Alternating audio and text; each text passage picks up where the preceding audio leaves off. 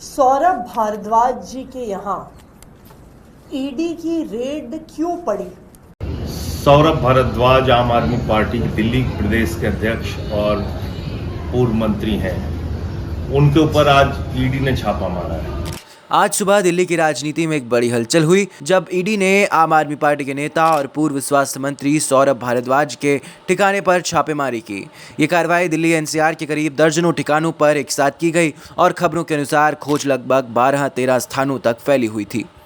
मामला है ये जान लेते हैं। देखिए, ईडी ने ये छापेमारी उन आरोपों की जांच के सिलसिले में की जो अस्पताल निर्माण और स्वास्थ्य इंफ्रास्ट्रक्चर से जुड़े पैसों के लेन देन से जुड़ी बताई जा रही है। रिपोर्ट्स के अनुसार यह जांच दिल्ली के स्वास्थ्य परियोजनाओं में कथित अनियमितताओं से जुड़ी एंटी करप्शन ब्रांच की एफआईआर नक्शों से निकली है और एजेंसी ने अभी तक किसी खास संपत्ति या जब्ती का विस्तृत विवरण सार्वजनिक नहीं किया है। सुनिए इस पर आम आदमी पार्टी सांसद संजय सिंह क्या कहते हैं। सौरभ भारद्वाज आम आदमी पार्टी के दिल्ली प्रदेश के अध्यक्ष और पूर्व मंत्री हैं। उनके ऊपर आज ईडी ने छापा मारा है। सौरभ भारद्वाज पे जो मामला बनाया गया है वो पूरी तरीके से निराधार, झूठा और बेबुनियाद है। और ये बात मैं इसलिए कह रहा हूं कि जो ये केस बनाया गया है उस वक्त सौरभ भारद्वाज मंत्री ही नहीं थे। तो एक झूठा और बेबुनियाद केस बना के सौरभ भारद्वाज को फंसाने की कोशिश की जा रही है। और हम सब ने देखा कि कैसे सत्येंद्र जैन के मामले में 3 साल तक उनको जेल में रखने के बाद सीबीआई ने कह दिया उनके खिलाफ कोई सबूत नहीं।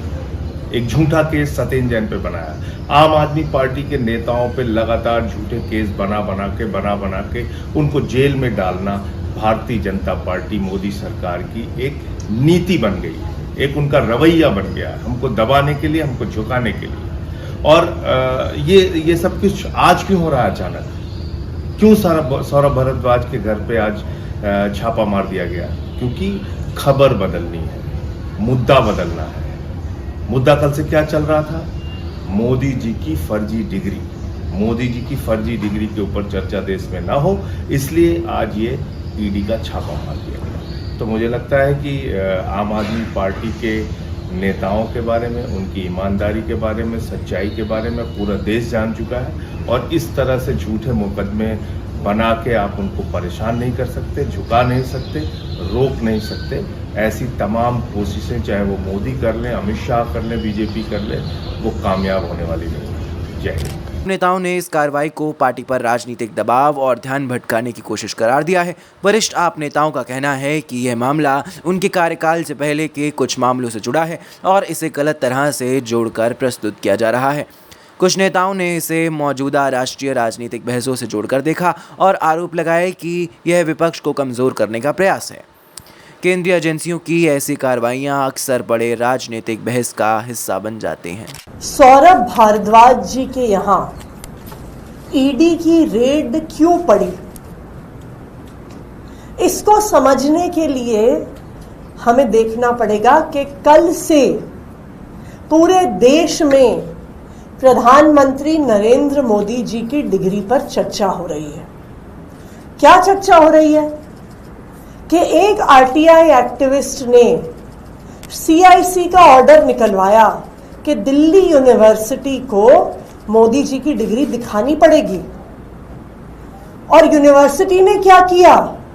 उन्होंने डिग्री दिखाई नहीं, उसके बजाय वो हाई कोर्ट में चले गए सीआईसी के ऑर्डर के खिलाफ। तो पूरा देश ये जानना चाहता है कि ये कैसी यूनिवर्सिटी है जिसको इस बात पर गर्व नहीं है कि देश के प्रधानमंत्री, और भारतीय जनता पार्टी तो कहती है कि दुनिया के सबसे बड़े नेता, दुनिया के सबसे यशस्वी प्रधानमंत्री, तो ऐसा कैसे है कि उनकी यूनिवर्सिटी को इस बात पर गर्व नहीं है कि मोदी जी दिल्ली यूनिवर्सिटी से पढ़े हैं? मुझे तो लगता है कि दुनिया में कोई भी ऐसी यूनिवर्सिटी नहीं होगी जिसको गर्व नहीं होगा कि उस देश के प्रधानमंत्री हमारे यहां से पढ़े हैं। आप प्रधानमंत्री छोड़िए, रेखा गुप्ता जी जो दिल्ली की मुख्यमंत्री हैं, जब वो मुख्यमंत्री बनी तो दिल्ली यूनिवर्सिटी ने उनको बुलाया उनको सम्मानित किया क्योंकि उनको गर्व था कि हमारी एक छात्रा दिल्ली की मुख्यमंत्री बनी। जब मैं मुख्यमंत्री बनी थी तो दिल्ली यूनिवर्सिटी के सेंट स्टीफेंस कॉलेज ने मुझे बुलाया, मुझे सम्मानित किया। मैं ऑक्सफोर्ड यूनिवर्सिटी से पढ़ी थी, उन्होंने न्यूज़ लेटर में ये खबर निकाली कि हमारी एक छात्रा, हमारी एक पूर्व छात्रा दिल्ली की मुख्यमंत्री बनी है। लेकिन दिल्ली यूनिवर्सिटी छुपाना चाहती है कि प्रधानमंत्री जी उनके छात्र थे। अब पूरा देश इस बारे में बात कर रहा था। तो इससे ध्यान भटकाने के लिए सौरभ भारद्वाज जी के घर पर फर्जी ईडी की रेड की गई है।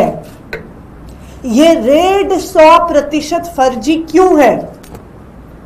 क्योंकि जिस समय का ये मामला है, जब अस्पतालों के निर्माण का ये फैसला हुआ, तब सौरभ भारद्वाज जी मंत्री ही नहीं थे, वो उसके 2 साल बाद मंत्री बने।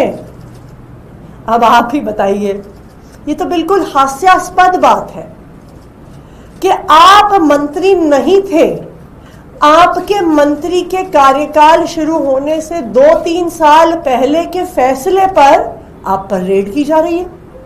ये तो ऐसी बात हो गई कि कोलगेट स्कैम या 2G स्कैम पर मोदी जी के घर पे रेड हो जाए, Commonwealth game scam, CNG fitness scam जो कांग्रेस के समय के मामले थे, उन पर रेखा गुप्ता जी पर रेड हो जाए। अब आगे क्या होगा इसकी बात करें तो इस मामले में अगले कदमों में ईडी की और पूछताछें, दस्तावेजों की जांच और जरूरत पड़ने पर समन नोटिस शामिल हो सकते हैं। जांच एजेंसी का कहना या दावे अगर सार्वजनिक किए जाते हैं तो उससे पता लगेगा कि किसी गैरकानूनी वित्तीय लेन देन का ठोस सबूत मिला है या नहीं। राजनीतिक निहितार्थ और कानूनी प्रक्रिया दोनों ही आगे निर्णायक साबित होंगी। जनता और मीडिया इस पर लगातार नजर बनाए हैं। Bureau report, PPM times.